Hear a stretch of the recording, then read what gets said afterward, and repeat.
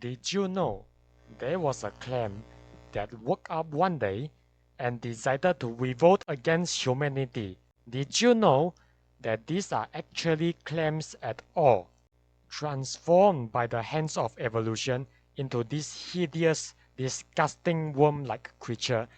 Otherworldly monstrosities ascended from the deepest depths to instill fear upon the hubris of humanity. Shipworms! What is so ship about them? Why do they look like that? And why is the worm more of a clam than a worm? Before we get into anything, let's talk about the elephant in the room, the appearance. Upon looking at it, shipworms are very apparent to be the furthest thing a clam would have looked like. And you might think, how can that possibly be a clam? But as a matter of fact, a shipworm is undoubtedly a clam just as the way how a scallop or an oyster is a clam.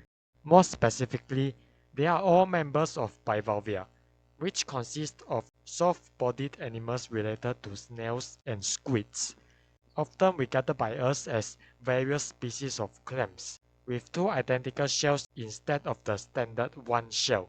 And as for the reason behind why they look like this, is mainly due to their highly specific adaptations towards their own lifestyle deeply rooted to a diet of wood, something totally unseen in any other clam, where the majority of bivalves practice filter feeding as their only source of food. And by that, I am not just talking about bivalves. There are a lot of animals that look like clams but are actually too lazy to come up with their own identity and end up copying the strategy of clams instead. These animals also do filter feeding as an essential part of their diet, which just adds up to what exactly made shipworms so special. What they are doing is something completely stranger to clams as a whole. Sure, for any species of animals to completely change up their diet is not very realistic, and shipworms did not go full-on vegan for wood and only wood.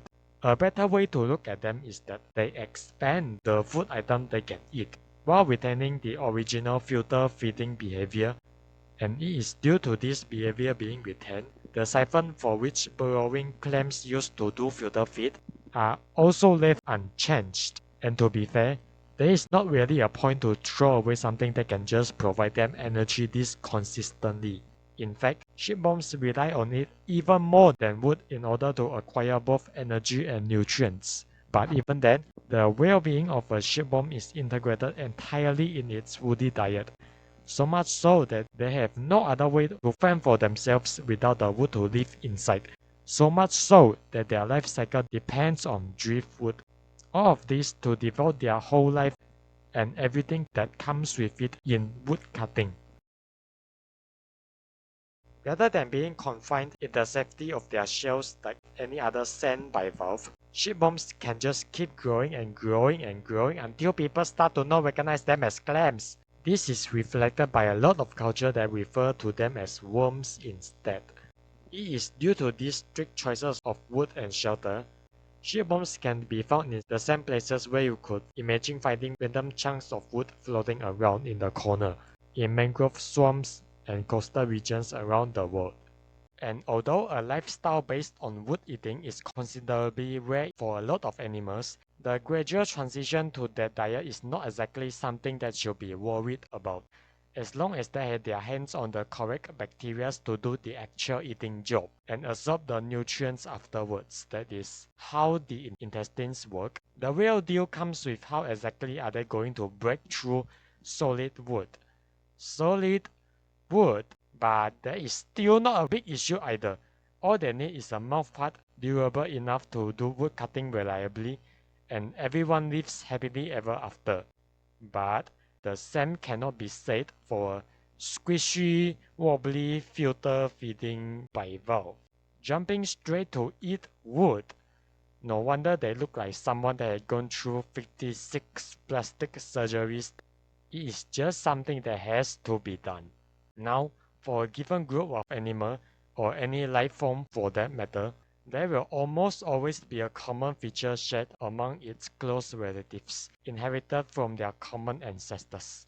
And as for the bivalves, This feature is without a doubt that iconic double shells. Their name literally means two shells, and even though shipworms had rejected every characteristics that makes one a clam, their shells are retained surprisingly enough, and that is how you can tell they have a clam ancestry. These tiny miserable things might have looked like a vestigial organ of some sort at the first glance. Something once used by their ancestors had since become abandoned, the clam appendix. But in reality, their importance are not those to be overlooked. To shipworms, they are just as important as it was back in their clam days, if not even more than that. While it is true that rather than being a shelter to hide in safety at any given moment when predators strike, shipworms do not have any defensive use of those structures that was once a sturdy shield. Not only are they reduced to the point of rendering its defensive capabilities redundant, the life of shipworms already had included an even more trustworthy shelter to begin with. But unlike land snails that can get by with their shells that are brittle and those of poor quality, marine mollusks live in an environment of total chaos. The moment they got exposed to anyone, they became helpless sitting geoducks, and oftentimes have to resort to their shells being sturdy, keeping them from, well, certain demise, and so it just became tougher and tougher over time in tandem with their predators, thanks to the law of natural selection, as the said predators get better at shell crushing abilities, making the shells not so great after all under the laws of physics. And although those big hefty shells hinders their movement that is not very impressive to say the least, and in extent prevents them from ever weaponizing the shell itself most of the time. But in the case of shipworms, the ridiculously hard shells turns out being able to carve wood quite effectively. And so, just after some slight modifications, their not so reliable shells had now become a woodworking tool resembling a terrific jaw, made to pulverize wood into tiny splinters for serving. Speaking of the shells, there is no way we don't talk about the mastermind behind the success of the mollusks. What is the mentor doing in the midst of all this? Although it appears to be much less obvious when compared to that of other mollusks, the mentor of a shipworm is not just limited into merely making their shells, and is rather very exposed. In fact, it can be found to be distributed all over the body surface from head to tail, literally, and covers the entirety of its body length except the siphons. But shipworms, being shipworms, have one of the smallest shell-to-body ratio out of all mollusks, excluding those without a shell in the first place. What is the point of having so much mantle anyway? While it is true that they themselves are in the safety of their wood burrow, the mantle will still secrete a layer of calcium carbonate coating the walls of the burrow, the same material used to make the shells of mollusks alike, and can be modified to produce other shell-derived structures like the catterbone of some cephalopods, and in the case of shipworms, to make the jaw and the calcareous lining, forming an additional thin layer of tube-shaped shell. But unlike the traditional shell of the former more conservative shelled mollusks, shipworms seem to be able to move themselves freely in relative to the lining that stays adhered to the wood. And while this unique structure ends at the pair of siphons exposed to the ocean to take in substances essential for survival, and sometimes unfortunate planktons for food, it puts them in danger at the same time. And so, the mantle extends outwards parallel to the siphons. It forms two comically large spoons called pellets, which is used to seal themselves off to the outside world as the siphons retract inwards in reaction to danger. These bizarre adaptations all adds up to give shipworms a special source of food supply that lasts for a lifetime. That is, until they finish eating their house eventually. This cozy little driftwood made them practically immune to any unwanted guest by simply closing the door. Indeed, shipworms have a very limited amount of natural predators, in which case also includes humans. Hmm, maybe. Shipworm is a wood-carving marine species from an environment that is not where the woods come from. They gonna be a little more grateful for what they get. And the result of this is that, unlike a lot of animals that refuses to tolerate other individuals in close proximity without participating in certain relationships, shipworms are always in good terms with their neighbors inside the waterlogged logs. But without the actual need to live together, they can detect one another using some methods we don't entirely know that may them to not crashing into each other, living in multiple individual boreholes traveling in directions parallel to each other. Despite having little to no predators, the prosperity of shipworms is highly dragged down by their super specific living standards. And unlike other burrowing clams, shipworms live in a decaying matter. Although lumber are known to be quite resistant to rotting by natural causes, the activity of marine organisms, including shipworms, will still cause it to wither away little by little over time. Shipworms, incapable of swimming or wiggling as actual worms do, had sealed their fate if anything happens to the wood they live in. And so, as their lives are started on the wood they found, shipworms will meet their very end on the same wood. Even without the outside conditions that can cause their mortality, shipworms are on the shorter end of the average lifespan, about 1 to 3 years, reaching sexual maturity about 6 to 8 weeks old, compared to other clams that can live up to 500 years. Shipworm sex is weird, like both of them. Shipworms are hermaphrodites. All of them are born male and can stay so until they die, or transgender during adulthood, or become both at the same time. This strategy isn't unseen in the animal kingdom since it can prevent some unwanted awkwardness caused by bad luck. Most shipworms breed by releasing gametes into the sea through their siphon and hope something happens. As with most clam species, feathery shipworm can also do broadcast spawning but instead prefer to go all in, spewing directly into the inhalant siphon of its neighbor to increase their chances. This process is called pseudocopulation, that just means fake sex. Since siphons isn't really meant for you to do that, other neighboring shipworms, upon witnessing this horrific scene, will actively intervene and will join in to fight the other guys so it will be their turn to do that too. That guy's cleaning the filth that got stuck on his siphon. I feel so bad for it. Those of the genus Teredo are much more responsible parents and can take in floating gametes with their inhalant siphons to fertilize the eggs within them. These eggs will then be stored in the gill chamber, hatching into millions of veliger larvae to be released all together out of the inexhalant siphon, making them the few examples of mollusks giving live birth.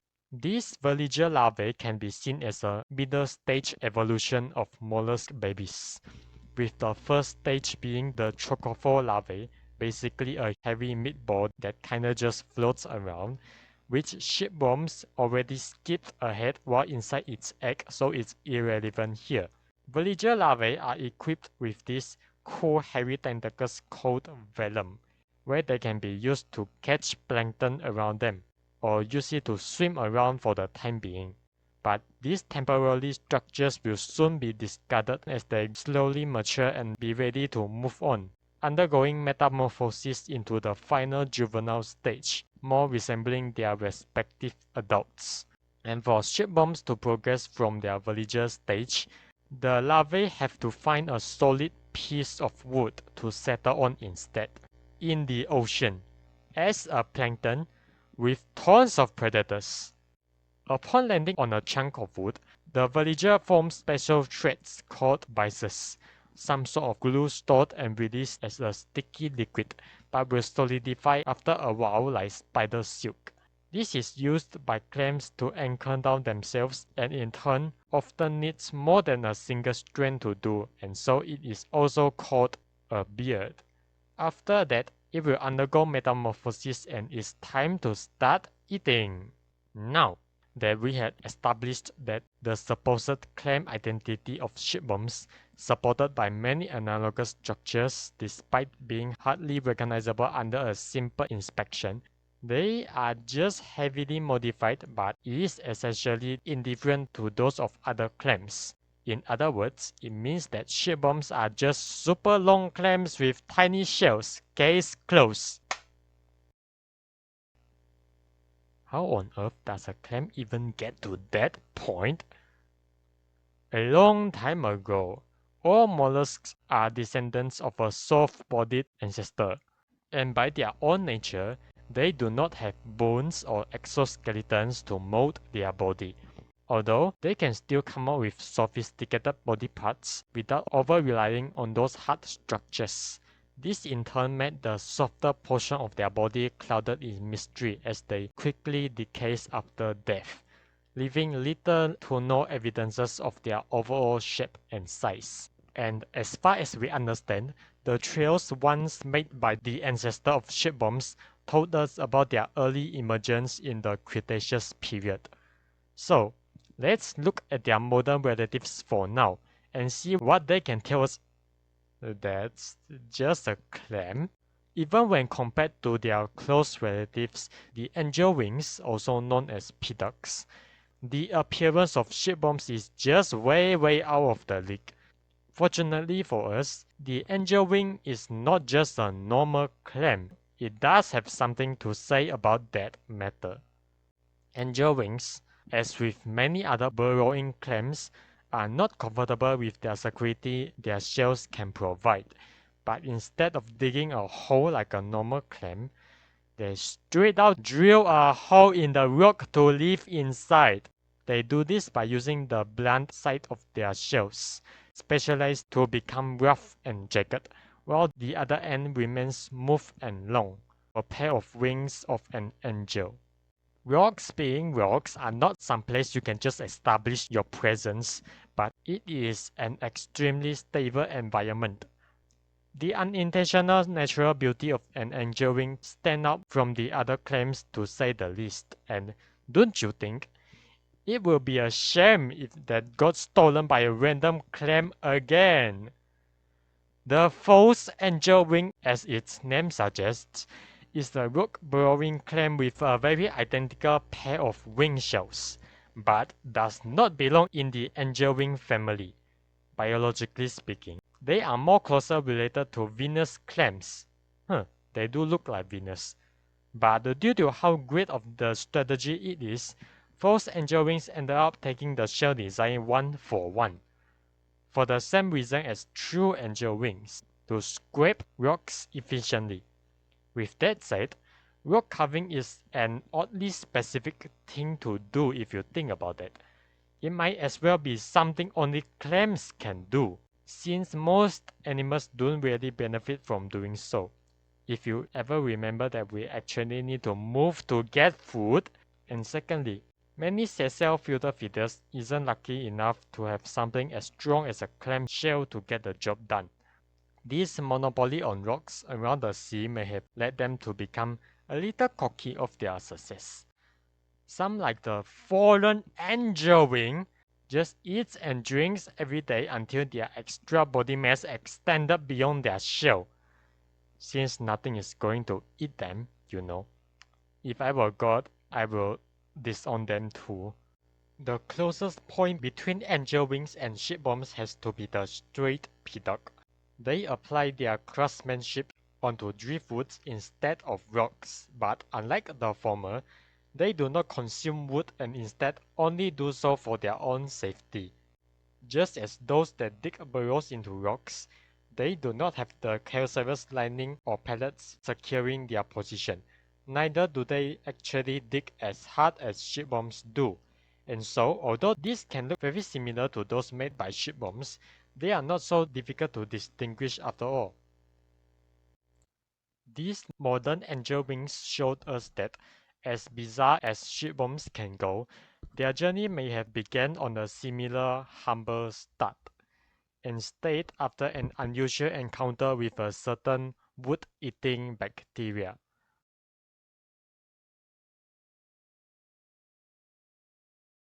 Like and subscribe if you like this video.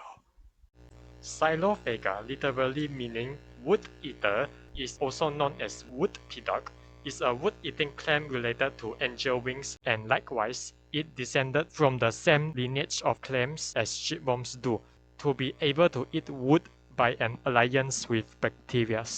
Both of their shells have a similar rotund appearance, made for scraping wood at great efficiency. While its change of purpose of their shell no longer restricts the body to escape from it, wood piddocks did not go all in for their lumber business, and is more recognizable as a traditional clam as a result, having a shorter body length and much smaller in size than its wormy cousin. Perhaps it is holding onto the last aspects of its humanity, its calamity. Shipworms, being more specialized for this newly found ecological niche, is without a doubt to be doing quite well before anybody else did the same. But for every step they took to get to that point, more and more are sacrificed to be the very best at doing their job. And when they look back, eventually, they became so reliant on wood, the world outside no longer has a place for them anymore. Whereas their siblings can just choose another place to stay by simply moving out of their old burrow. Is this an evolutionary dead end? Like how their lifestyle had imprisoned them in their own shelter, the emergence of this unseen lifestyle might as well be the finale of their own journey. Except this is still not the end. Things are just about to get even weirder for shipworms. Liforedo, meaning rock shipworm, is a chubby little shipworm and it is very cute. This genus is discovered very recently, and there are a lot of things about it that we still don't exactly know. One of them is that although Liforedo looks almost identical to other genus, albeit looking less cursed, its shells are altered to eat limestone. Limestone! That is not something you can just throw at bacteria and expect them to do things. It's a rock. If there is any living being that eats rock, there will be no rock. Because no one does that. Liforedo no longer have a partnership with those wood-digesting bacteria that works with other shipworms, and because of this, they became more reliant on filter feeding to get energy. There is a possibility that they grind up rocks into fine sands and use it to aid digest other food items, instead of actually digesting the rock itself. We really don't know for now.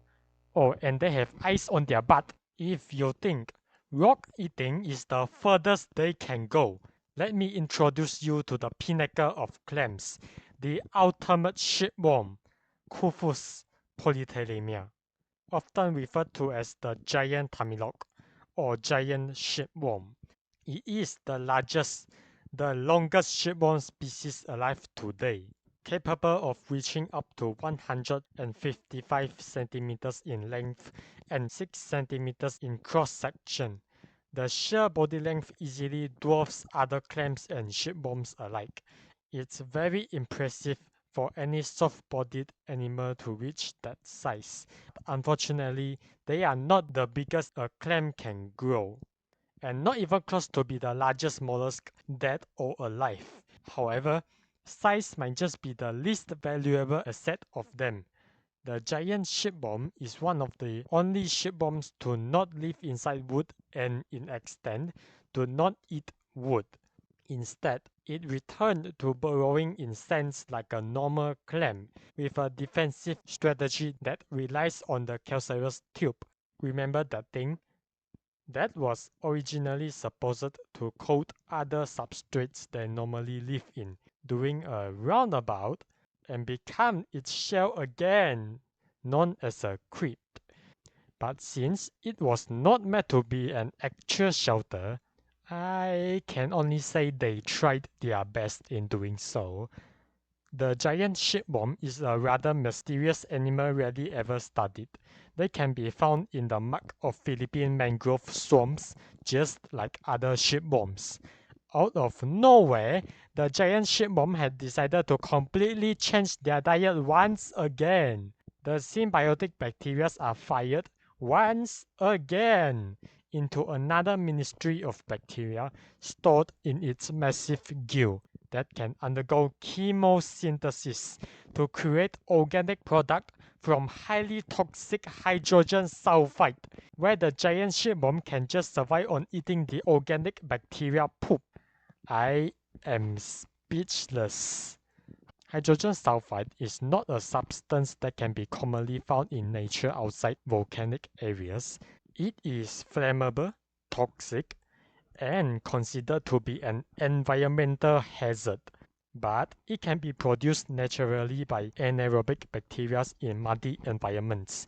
Since the structure is essentially just water but sulfur, it is one of the main chemicals behind the odor of sewage and rotten materials, and is the reason why Uranus smells like spoiled eggs. Just like Uranus, the inclusion of chemosynthesis had caused the typhlosion, the structure inside the gut of shipworms storing wood-eating bacterial symbionts, to become redundant. The digestive system of giant shipworms even gets significantly reduced alongside its filter feeding capabilities in favor of energy production inside the gills, which might be the reason behind their unique pitch black coloration. And no one knows where they are going to evolve in the future. And no, although they look like worms, sound like worms, live in tubes, around underwater sources of inorganic chemicals, eating bacteria feces made from said chemicals, which in turn cause the severe reduction of their digestive system, becoming among the largest in their respective families, giant shipworms have nothing to do with giant tube worms. Probably. In the natural world, shipworms specifically eat objects useless to other creatures and turn them into substances which they can make use of, or that it goes the other way around and shapes the environment itself. But to humans, oh, they did quite some atrocities to us. Naval shipworms in particular have a distribution of basically all around the world, preferably in temperate climates. As you might have deduced by now, they eat ships. And what's worse is that their presence is brought to every corner of the world by European slave trades, our maritime travels. And now it became a problem everyone had to deal with. Shipworms by themselves are incapable of doing any harm to us. Physical harm. The wood-infesting lifestyle of shipworms can be a real problem to ships. They are everywhere, unpredictable, and it's hard to find out before it's too late to reverse their damage onto our ships, or any of the various wooden infrastructures built along the coastline. Even as our technology progressed, and as more metal ships voyaged the seas, large wooden ships became relics left in the past. But shipworms are not forgotten. Wooden infrastructures by the seas are still very much threatened by shipworms even to this very day. There is one aspect about them that always got brought up when talking about shipworms, is that why are they so disgusting, so nauseating to look at? Why is that a thing? Never been a point in history had shipworms posed a massive threat to our survival, big enough for us to fear them instinctually, even if you don't know what they are. But in reality, I don't think we actually are afraid of them. It's more of a feeling of disgust to avoid something terrible in the past that severely threatened the survival of our ancestors. Spiders, snakes, heights, flesh, vomit, worms, and the closely spaced holes they made, which might be a contestant to the root cause behind trypophobia, the irrational fear of closely spaced holes, which might also be associated with diseases. Whatever the case may be, they are all something we should stay away from for our own good. Some worms, like the annelids, your neighbor earthworms and leeches, don't really pose a threat to us, but other animals shaped like worms are known to burrow inside many things. Their presence on food, water, or any other organic material might not directly put us in jeopardy, but it normally indicates something that is filthy, putrid, and is ultimately unsafe. Not to mention many dangerous parasites are shaped exactly what we could classify as a generic worm. In a more notorious example, which I think bears even more resemblance to shipworms, are boat flies. They are very cute, flies faster than the speed of sound, prefers to have their maggot babies burrowed in the skin or occasionally internal organs of animals, including humans, and eat them from the inside out. Anyway, the burrowing lifestyle of shipworms selects for a body that is more wormy and streamlined, and just so happens to hit the perfect spot in our brain that make us hate worms through sheer unluckiness. From a technology standpoint, the overall shape of a shipworm had inspired the construction of the first tunneling chute, a vertical structure used in tunnel boring. It is to be placed next to the region to be excavated, separating it from the empty space of the newly made tunnel, to prevent it from collapsing on itself before fortifications are made. It is first seen in the construction of Thames Tunnel in London. But this shipworm might prove to be a little too effective at doing its job. As time goes on, those lazy humans begin mechanizing tunneling chutes to do stuffs for them instead. And nowadays, there's no tunneling chutes anymore. We got full-on tunnel boring machines used in metro constructions and mountain tunnels. And now, let's talk about some miscellaneous shipworm stuffs I found. The Internet Protocol version 6 transition technology, teredo tunneling, gets its name from the teredo genus of shipworms, referring to how the protocol goes through network address translation devices like shipworms eating through wood. The protocol was originally supposed to be named as shipworm, but due to similarities with computer worms, it was later changed to teredo instead. Shipworms are clams with huge body and little shell. Can you eat them? Yes, yes, you can. And no, they do not taste like sawdust. Shipworms harvesting is done quite frequently in some regions of Southeast Asia. Them being weird-looking clams taste pretty good apparently. But since we have far better ways of using our wood, farming shipworm on a commercial scale is rarely ever attempted. That is not to say that shipworms are particularly hard to raise. As specialized as shipworms can be, they are not very picky about the types of wood they choose to burrow inside, being able to accept a wide variety of lumber as their food source. And although this might affect their growth rate, they can reproduce just fine. Despite the close relationship to shipworms, wood pidux appears to be much less common and can be found at the depths of 500 meters below the surface. They are so uncommon, in fact, there are only 3 observations of Xylophaga on iNaturalist for me to get pictures of this animal. 2 of them from the same person, all of which only features the shells. So, I had to find pictures of its actual body that does not look like fossils from 2 million years ago from its relative called Silonora. The best picture I was able to show you is not even from a wood piddock. Seems like their competition with shipworms may have gone a little less favorable for them. Well, that is all the stuffs about shipworms. Thank you so much for watching this video.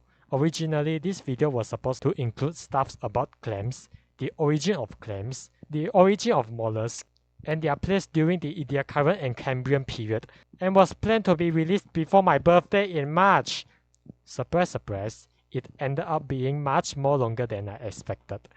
Those ideas are still being planned. Expect them to be much shorter than this. Bye bye.